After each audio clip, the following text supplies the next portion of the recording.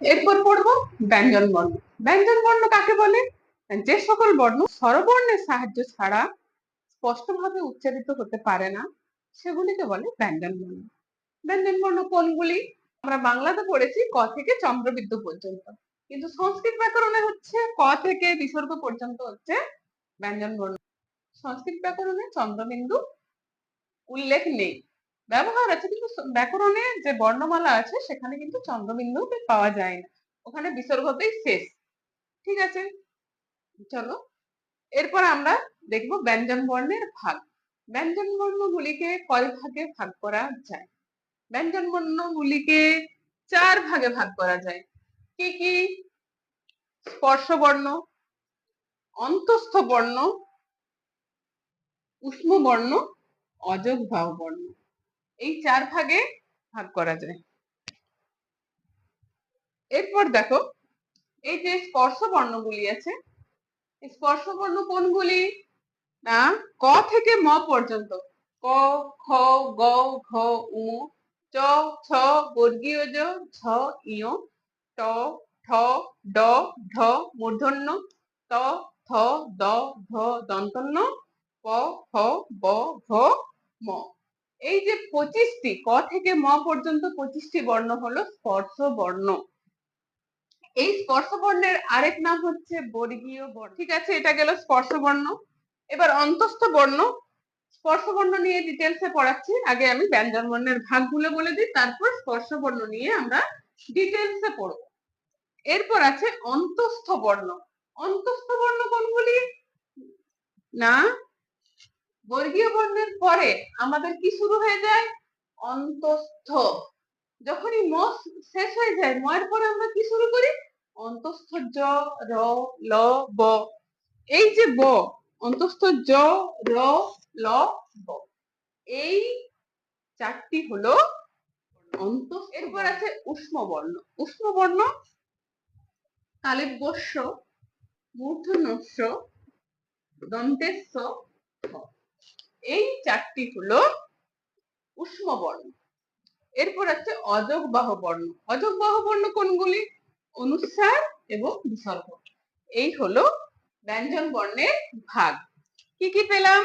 না, এখানে ক থেকে ম পর্যন্ত 25টি পেলাম স্পর্শ বর্ণ বা বর্গীয় বর্ণ। তারপর পেলাম অন্তঃস্থ বর্ণ, অন্তঃস্থ জ, র, ল, ব, এটা পেলাম 4টি। তারপরে পেলাম উষ্ম বর্ণ। উষ্ম বর্ণ কটি পেলাম? 4টি, তালব্যস্য, পেটকাটা, মূর্ধন্যস্য, দন্তস্য, হ। এরপর কি পেলাম? অযোগবাহু বর্ণ। অযোগবাহু বর্ণ কটা পেলাম? 2টো, অনুস্বার এবং বিসর্গ। টোটাল কটা হলো? 25 যুক্ত 4 যুক্ত 4 যুক্ত 2। এখানে 25 আছে, 4 4 8 2 10, 25 আর 10 কত হলো? 35। এই 35টি হলো ব্যঞ্জন বর্ণ। এরপর আমরা স্পর্শ বর্ণ ডিটেলসে পড়ব। স্পর্শ বর্ণ কাকে বলে? যে বর্ণগুলি মুখের তালুর বিভিন্ন স্থান স্পর্শ করে উচ্চারিত হয় সেগুলিকে বলে স্পর্শ বর্ণ। এই স্পর্শ বর্ণগুলিকে আবার 5 ভাগে ভাগ করা যায়, এবং বর্ণগুলিকে 5 ভাগে ভাগ করা যায়, এবং প্রত্যেকটি ভাগকে বলে একটি করে বর্গ। স্পর্শ বর্ণের অপর নাম বর্গীয় বর্ণ। এই 5টি ভাগ কি কি? কিভাবে ভাগ করছে? না, ক বর্গ। 5টি ভাগের প্রথম হলো ক বর্গ, ক বর্গ। তারপরে হচ্ছে চ বর্গ, তারপরে হচ্ছে ট বর্গ, তারপরে হচ্ছে ত বর্গ,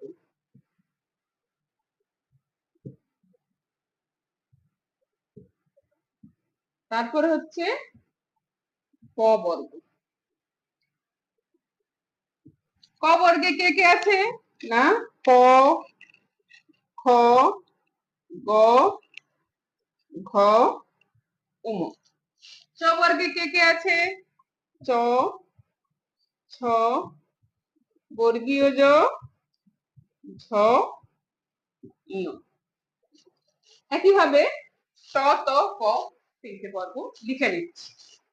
যে প্রত্যেকটা বর্গে যে 5টি বর্ণ আছে তার মধ্যে প্রথম বর্ণটি সেই বর্গের নামকরণ হয়েছে প্রথম বর্ণটি নিয়ে। যেমন ক থেকে ও পর্যন্ত 5টি বর্ণ আছে, কিন্তু প্রথম বর্ণটা কি হচ্ছে ক। তারপরে একইভাবে চ ট ত হ। তাহলে যদি বলে কোশ্চেন আছে যে 5টি বর্গ লিখো, শিখে গেলাম। এর অন্তস্থ বর্ণ কোনগুলি? অন্তস্থ বর্ণ হচ্ছে অন্তস্থ জ র ল গ। স্টুডেন্ট দেখো, আমরা দুটো ব পাই, দুটো জ পাই। হাইলাইট করার জন্য এটা নেই। দেখো, আমরা ব পেয়েছি দুটো, একটা ব দুটো ব। একইভাবে জও কিন্তু পেয়েছি দুটো, একটা জ দুটো জ। আচ্ছা, আমরা এটাকে কি বলে জানি? বর্গীয় জ। আমরা উচ্চারণের দিক থেকে বর্গের জ, হ্যাঁ বর্গ জ বলি, কিন্তু অ্যাকচুয়ালি এই জটার নাম হচ্ছে বর্গীয় জ। কেন বর্গীয় জ? না, এই যে বর্গীয় বর্ণের অন্তর্গত বলে এই জটার নাম হচ্ছে বর্গীয় জ।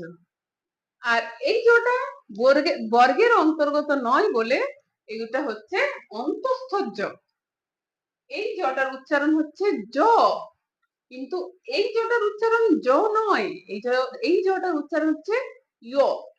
যেটা এই বর্গীয় জটা আমরা ইংরেজিতে যে উচ্চারণে পাই, যে, কিন্তু অন্তঃস্থ জটা আমরা পাই ওয়াই।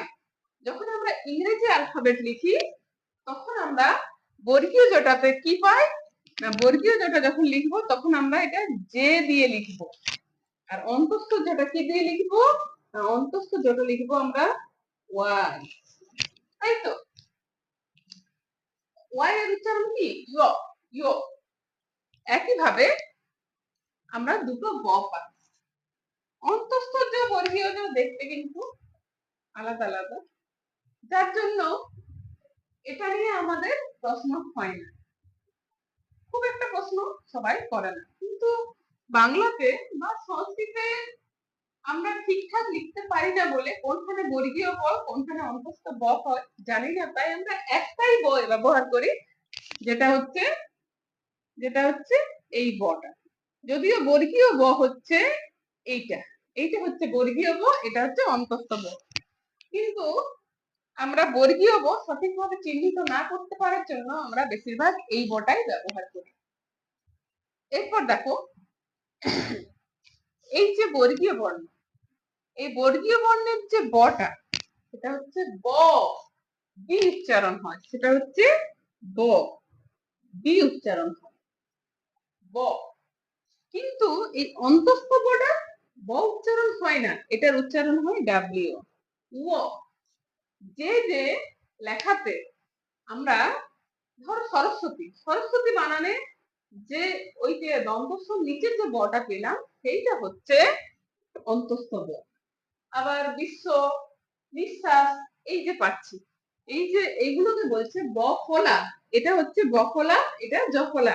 এই ব যখন যুক্ত হয় ব্যঞ্জন বর্ণের সাথে তখন সেটাকে বলে বফলা, আর এই জ যখন বর্ণের সঙ্গে যুক্ত হয় তখন একে বলে জ ফলা। বুঝেছো? যদি কোনো ব্যঞ্জন বর্ণের সাথে যুক্ত হয় তখন জফলা হয় বা বফলা হয়, আর যখন একা নিজে যুক্ত থাকে তখন কি হয়? তখন কিন্তু জ নিজে ব্যবহৃত হয়, অন্তঃস্থ জ, আর ব নিজে ব্যবহৃত হয়। এই হলো দুটো জ এবং দুটো ব এর পার্থক্য। একটা হচ্ছে বর্গীয় জ, একটা অন্তঃস্থ জ, একটা বর্গীয় ব, একটা অন্তঃস্থ ব। এটা গেল থেকে বিসর্গ পর্যন্ত সমস্ত ব্যঞ্জন বর্ণগুলি যে 4টি ভাগ, সেই 4টি ভাগ হলো এরকম। ঠিক আছে স্টুডেন্ট, সবাই দেখো ভিডিওটা, যদি ভালো লাগে অবশ্যই লাইক করবে, কমেন্ট করবে, শেয়ার করবে, এবং তোমাদের কোনো অসুবিধা হলে আমাকে মেসেজে জানাবে। আজকের মতো এখানেই ব্যঞ্জন বর্ণের ক্লাস শেষ করছি। চলো টাটা।